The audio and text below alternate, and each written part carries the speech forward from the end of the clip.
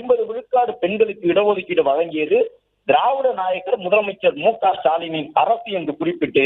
நாடு போற்றும் 4 ஆண்டு தொடரட்டும் பல்லாண்டு என்று திமுக சார்பில் பதிவிடப்பட்டிருந்தது. அதற்கு கடும் கண்டனம் தெரிவித்திருக்கக்கூடிய அதிமுக தமிழ்நாட்டில் உள்ளாட்சி அமைப்புகளில் பெண்களுக்கான இடஒதுக்கீட்டை 50% உயர்த்தக்கூடிய சட்டத்தை பிப்ரவரி மாதம் 20ஆம் தேதி 2016 நிறைவேற்றியது